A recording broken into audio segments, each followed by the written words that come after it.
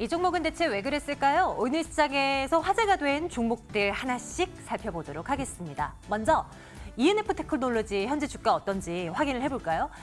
4% 가까운 상승 현재 보여주고 있지만 장중 대비해서는 상승폭 많이 줄이긴 했네요. 일단 반도체 소재주로서 이 종목 관심을 집중받고 있잖아요. 반도체를 깎는 핵심 소재입니다. 이 불화수소를 삼성전자 등에 공급을 한다라는 내용이 진작부터 전해졌었는데 테스트에 통과했다라는 내용 말입니다. 그 이후로 주가 움직임이 나쁘지가 않아요. 오늘 또다시 부각되면서 21,350원 현재가 형성이 되고 있는 모습 확인되고 있습니다. 이어서 다음 종목도 볼게요. 이번에도 소재에 관련한 종목입니다. 덕산 네오룩스입니다. OLED 관련해서요. 삼성과 애플이 내년부터 채용하는 신규 이 OLED 재료에도 이 덕산 네오룩스의 소재가 사용이 될 것이다 라는 얘기가 나오면서 4% 넘는 상승 기록되고 있습니다. 19,550원 현재 기록되고 있는 모습 또 확인하고 갈게요. 네, 이어서 또 오늘 화제가 됐던 종목군들 가운데 육계 관련주, 닭고기 관련주들요. 지금도 상승세를 유지하고 있긴 하다. 체리브로는 개별 이슈가 또 잡히기도 했었어요. 서울시가 오늘 일본산 농수산물에 대한 방사능 검사를 보다 강화하겠다라는 내용이 전해지면서 또 이 닭고기 관련주들이 강세를 보였는데요. 마니커 F&G 3% 정도의 강세고 지금도 유지가 되고 있는 모습 확인되고 있네요. 이어서 보겠습니다. 신세계 인터내셔널 볼게요. 그동안 이 회사가 내놓은 화장품 브랜드 비디비치가 중국인들에게 그렇게 인기가 많다더라. 매출 진짜 실제적으로 숫자도 정말 잘 나오고 있다라고 하면서 연일 신고가를 기록했었던 적이 있었었는데요. 그 이후에 너무 이 한 화장품 브랜드에 집중되고 있는 것이 아닌가에 대한 우려감, 또 비디비치에 대한 매출이 좀 둔화될 것이라는 우려감이 두드러지면서 주가가 많이 조정을 받았습니다. 그런데 다시 비디비치 매출 재상승되고 있다는 것이 확인되고 있고요. 뿐만이 아니라 또 다른 화장품 브랜드입니다. 연작이라는 브랜드가 있는데요. 이 연작도 본격적인 사업을 전개하면서 수익성이 더 좋아질 것이다라는 예측이 나옵니다. 4% 넘는 상승 진행되고 있고요. 17만 9천 원 기록되고 있습니다. 아이센스도 지금 상승세를 유지하고 있을까요? 5.7% 강세권, 신제품 이 혈액 응고 진단기기가 매출이 잘 나온다고 하네요. 1년 전과 비교했을 때 거의 65% 정도의 증가세를 보여주고 있다고 하는데 아이센스 27,450원대. 종종 이렇게 튀어오르는 날이 있었습니다. 이 종목. 눈여겨봐도 될지 대응 전략 잠시 후에 챙겨보도록 하겠습니다. 이어서 현대백화점 볼게요. 현대백화점도 오늘 상승세를 좀 키우는 종목 가운데 하나입니다. 6% 넘는 상승세 유지를 하고 있고요. 백화점 쪽에서는 명품 중심의 소비, 안정적인 소비 매출이 잡힌다라고 얘기가 전해지고 있고요. 여기에다가 면세점도 사실은 그동안 홍보 때문에 마케팅 비용이 너무 많이 들어갔다라는 우려가 있었는데 이 부분들이 점차 축소되고 있다는 포인트 잡아걸고 있습니다. 75,600원 기록되고 있습니다. 무엇보다도 오늘 시장에서 가장 관심을 모았던 건 바로 삼성그룹지 아닐까 싶어요. 호텔신라가 공교롭게도 이런 대법원 선고 이후 3% 넘는 상승 기록을 하고 있고 호텔신라 우선주를 앞서서도 확인해봤듯이 거의 폭등세에 나타냅니다. 반대로 삼성물산이나 삼성전자, 삼성바이오로직스 등등의 하락세가 두드러지는 채 진행이 되고 있는데요. 앞으로 삼성그룹주들 어떻게 봐야 될지 또 점검하도록 하겠습니다. 앞서서 말씀드렸던 대로 이 삼성그룹주에 대한 시장 참가자들의 관심이 집중되고 있습니다. 이걸 어떻게 봐야 될 것인가에 대한 부분부터 이야기를 좀 나눠볼까 하는데요. 메리츠증권증권 영업부 금융센터 권홍섭 대리와 함께 말씀 나누겠습니다. 대리님 어서 오세요. 안녕하십니까? 네, 안녕하십니까. 삼성그룹주에 대한 이야기 좀 해주세요. 이걸 앞으로 어떻게 봐야 될 것인가. 일단 이재용 부회장의 경영 전선에는 지금 암흑이 드리우게 생긴 것이고 경영 공백 분명히 나타날 것이고 이로 인한 삼성그룹의 미래는 어떻게 우리가 해석을 해야 되고 주가는 어떻게 판단해야 될까 궁금합니다. 어떤 판단 내릴 수가 있을까요? 네, 우선적으로 우리가 이제 삼성그룹주에 대해서 이번 대법원 3심에 대해서 이제 예상 가능한 시나리오들이 한 두 가지 정도 나왔습니다.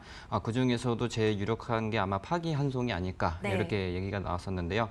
그 이유는 뭐냐면 이제 삼성바이오로직스와 관련된 이제 분식 회계 부분에 대한 어떻게 보면 이런 부분에서 계속적으로 이재용 부회장에 대해서 어떻게 보면 형량을 늘리기 위해서 계속적으로 검찰 쪽에서 고소를 진행 하고 있는 상황이었고 따라서 이제 대법원에서는 이런 그 삼성바이오로직스에 대한 분식 회계에는 적용이 안 됐습니다. 그래서 이번에 고법으로 다시 돌아가면서 거기에 대해서 아마도 이제 삼성바이오에피스에 관련된 부분까지 추가로 해가지고 형량이 늘어날 것으로 이제 예상이 되고 있는 상황이기 때문에 네.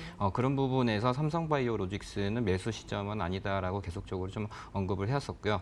따라서 이제 좀 결과가 나왔지만 이제 보수적 관점이 필요한 상황입니다. 이제 삼성바이오로직스는 지속적으로 이런 그 이슈 속에서 어떻게 보면은 언급이 될 때마다 좀 주가 충격이 올 거라고 예상이 되고 있지만 다만 이제 다른 부분, 그러니까 삼성 SDS라든지 삼성 네. SDI 이런 그 그룹주에 관련된 부분에서는 충분히 매수 관점에서 접근을 해보셔도 괜찮을 것 같습니다.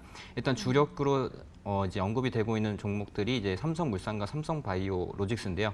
이 두 종목을 제외하고 나머지 그 삼성 SDI와 그리고 삼성 SDS 등 어떻게 보면은 굉장히 그 호실적을 기록하고 있는 상황이기 때문에 네. 그런 부분에서 밸류에이션에 대해서 저평가를 받게 된다면 충분히 외국인 매수세가 들어올 수 있는 부분들이 있고요.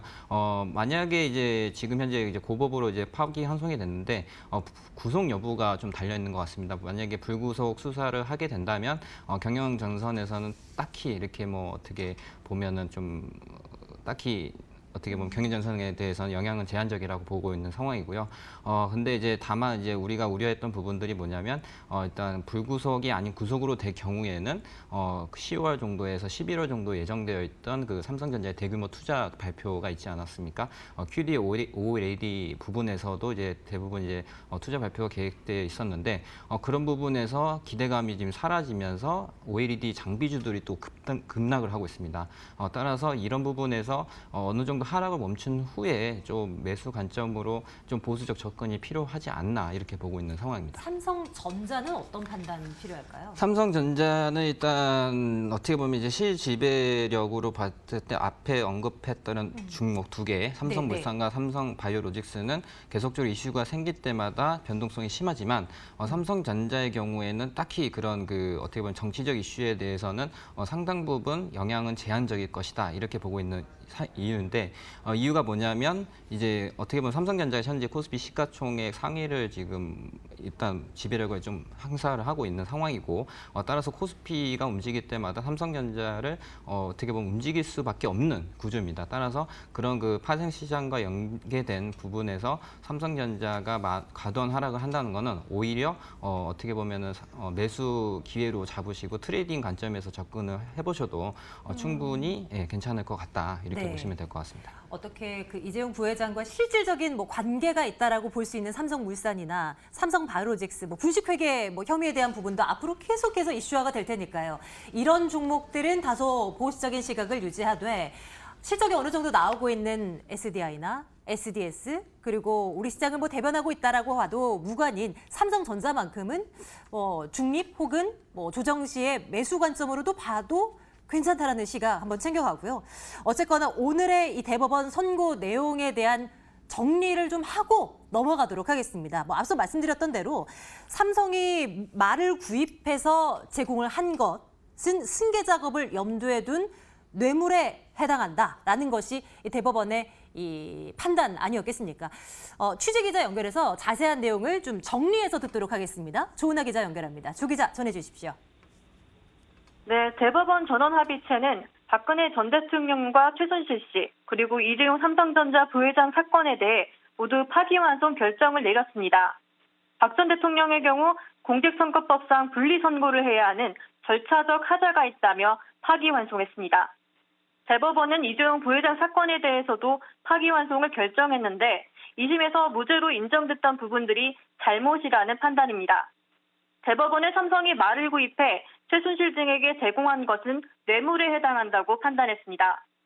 특히 이재용 부회장의 경영 승계를 위한 조직적인 작업이 존재했다는 점을 명시했습니다.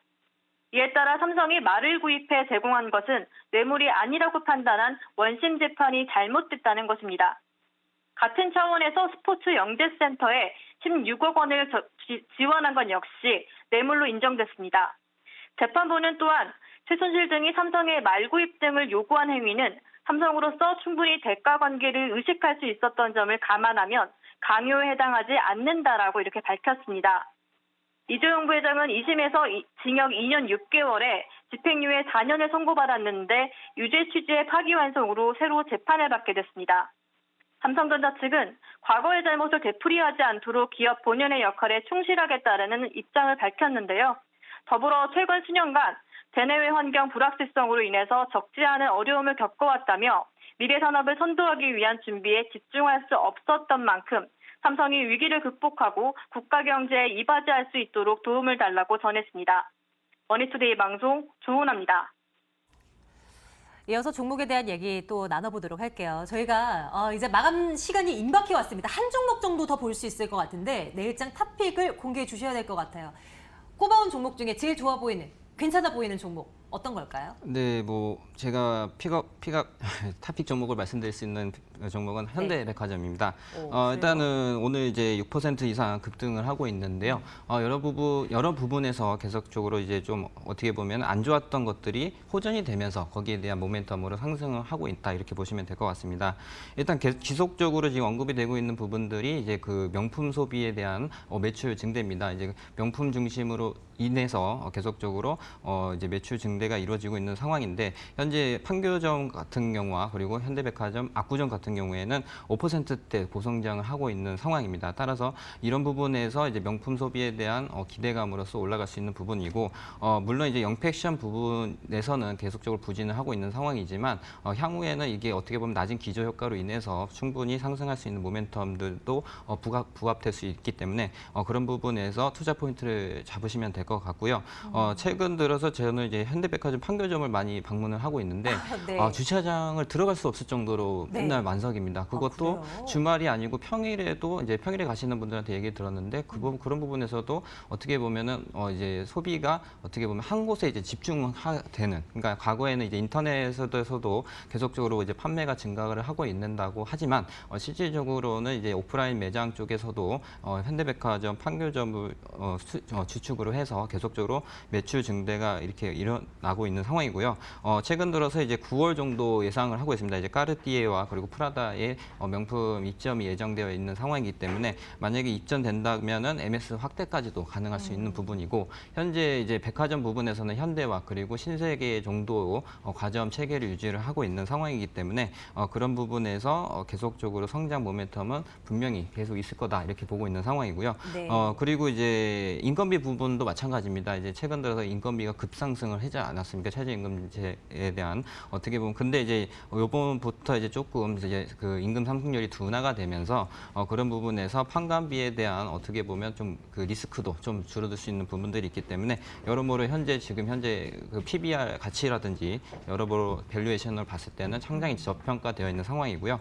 현재 PBR 2020년 기준으로 아직까지도 0.4배입니다. 따라서 0.5, 0.6까지 올라가게 된다면 목표가 한 10만 원에서 11만 원까지는 분명히 상승 여력이 있을 것으로 보여집니다. 네, 지금 현재 7만 5천 원 구간이군요. 목표해 주신 그 가격대 염두에 두면서 한번 현대백화점도 다시 한번 바라봐야 되겠네요. 내일장 탑픽으로 이 종목 올려드리겠습니다. 자, 장 마감 임박해 오고 있습니다. 지금까지 메리츠증권증권 영업부 금융센터 권홍섭 대리와 함께했고요. 대리님 말씀 고맙습니다. 감사합니다.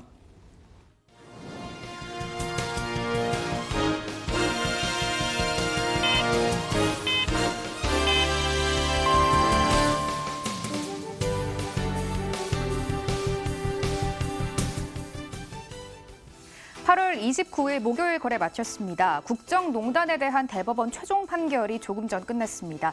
삼성그룹주들 중심으로 오전부터 시장은 경계감이 잔뜩 껴 있었는데요. 일단 이재용 부회장이 최순실 씨에게 제공한 말이 뇌물로 판결이 됐습니다. 대법원은 고등법원에 파기환송을 보냈고요. 이로써 이재용 부회장 다시 법정에서 피고인으로 서게 됐습니다. 뇌물액이 이번에 50억으로 늘어났기 때문에 다시 파기환송심에서 재판부가 실형을 선고할 가능성도 커져 있는 상태입니다. 삼성그룹주들 오너 리스크가 부각되면서 일제히 하락하는 모습이었습니다. 종가 체크해보겠습니다. 삼성엔지니어링 0.9% 하락하면서 마감했습니다. 오늘 삼성그룹주들 일제히 수급이 조금 부진한 모습이었는데요. 특히 삼성전자, 삼성 SDI 그리고 삼성물산으로 외국인들의 매도세가 집중이 됐습니다. 삼성전기는 1.03% 하락하면서 거래 마쳤습니다. 86,700원에 거래 마무리 지었고요. 삼성전자는 장중 2.5%까지 하락하기도 했는데 낙폭 일부 만회하면서 1.47% 하락하면서 43,500원 선에 거래 마무리 지었습니다. 또 이렇게 삼성 STS는 2.3% 하락하면서 거래 마무리 지었고요. 삼성물산 외국인의 매도세가 강력해지면서 4.8%까지 급락하면서 거래 마무리 지었습니다. 다음 장도 조금 더 체크해 보도록 하겠습니다. 삼성그룹주들 조금 더 체크를 해보실 텐데요. 일단 삼성 STS 2.3% 하락하면서 거래 마무리 지었고요. 삼성 바이오로직스도 파란불 켜내면서 거래 마무리 지었습니다. 양시장 이제 마감가 체크해 보도록 하겠습니다. 일단 오늘 양시장 상승 출발을 했었고요. 보합권 내 최종심 기다리면서 등락이 이어졌습니다. 2시 50분경에 판결이 끝난 직후에 일단 코스닥 1%까지 낙폭 키워가기도 했는데요. 시장은 일부는 그래도 진정이 되면서 거래 마무리 지었습니다. 코스피는 0.4% 하락하면서 약보합권에서 거래 마쳤습니다. 어제 힘들게 회복한 1940선을 다시금 내어준 모습이고요. 코스피는 1933.41포인트에 거래 마쳤습니다. 코스닥 역시 시장이 조금은 진정됐습니다. 0.55% 지수 밀리면서 599.60포인트에 오늘 장 종가 기록했습니다. 호텔신라 우선주 한번 종가 역시 체크해 보도록 하겠습니다. 일단 이부진 사장이 이끌고 있는 호텔신라 앞서 보셨던 유통주 중에 호텔신라는 2분기 실적 잘 나왔지만 업황 경쟁 심화가 조금 더 부각되는 상황이었는데요. 오늘 호텔신라 우선주는 장중 25%까지 상승하는 모습이었는데요. 윗꼬리를 살짝 달긴 했지만 그래도 18% 급등하면서 거래 마쳤습니다. 호텔신라 우선주 54,000원에 종가 기록했고요. 호텔신라도 4.46% 급등하면서 79,600원까지 주가 올라와주는 모습 확인해 볼 수가 있겠습니다. 좋은 사람과 네이처셀 체크해 보겠습니다. 두 기업 모두 유상증자 결정이 있었습니다. 일단 코스닥 하락률 상위 종목의 두 기업 모두 랭크가 됐는데요. 좋은 사람들 갭 하락으로 출발했고요. 23.43%까지 급락하면서 3,710원에 종가 기록했습니다. 네이처셀 역시 유상증자 소식 들려오면서 12% 급락으로 6,050원에 종가 기록한 모습 체크가 되고 있습니다. 어제 모나미와 신성통상 등 애국 테마주들 급락했다라고 전해드렸는데요. 오늘 역시 두 기업 모두 추가 하락이 나오고 있고요. 또 여기에 일본의 수출 규제에 맞섰던 반도체 소재 국산화 관련주들도 일제히 급락하는 모습이었습니다. 램테크놀로지, 옵토팩, 동진 세미켈 모두 급락하는 모습이었는데요. 차트가 나오고 있습니다. 네페스 3.5%까지 하락하면서 거래 마쳤습니다. SKC 솔믹스도 4.25% 주가 빠지면서 3,155원까지 주가 밀려났고요. 솔브레인도 5.03% 하락세 보이면서 67,900원에 종가 기록한 모습 확인이 되고 있습니다. 반면 소재 국산화 종목 중에서 홀로 웃었던 종목이 한 종목이 있습니다. 바로 삼육물산인데요. 현재 일본에서 전량으로 수입하던 고차단성 필름 국산화에 성공했다라는 소식이 있었고요. 어제 들려온 소식입니다. 하반기에 상용화가 될 것이다라는 전망 나오고 있는데요. 어제 상한가를 기록하면서 가격 제한부 풀리지 않으면서 종가 기록했는데요. 오늘 역시 추가 상승 나오고 있습니다. 장중 29% 가까이 상승하는 모습이었는데 윗골이 살짝 달면서 21% 급등하면서 14,350원에 종가 기록했습니다. 수급 마지막으로 점검해 보겠습니다. 먼저 일단 거래소 시장 체크를 해볼 텐데요. 오늘 현선물 시장 모두 외국인의 수급이 강력하게 이탈되는 모습이었습니다. 외국인 1,171억 원 팔아내는 모습이었고요. 기관은 그래도 장중 매수 전환이 나왔습니다. 492억 원 사들이는 모습, 개인도 기관과 동반해서 529억 원 매수 우위를 보였습니다. 코스닥 시장 매매 동향도 한번 점검해 보시죠. 일단 외국인들 강력하게 팔아내는 모습이었고요. 기관도 막판 들어서 매도 금액을 조금은 줄여내긴 했지만 그래도 매도세가 유지가 됐습니다. 외국인 1,146억 원 팔아내는 모습이었고요. 오늘 기관에서는 금융투자가 강하게 매물을 출연했습니다. 기관 70억 원 가까이 팔아내는 모습, 개인 홀로 1,185억 원 사들이면서 지수 방어하는 모습 확인이 되고 있습니다. 마감 시장 상황 정리해드렸습니다.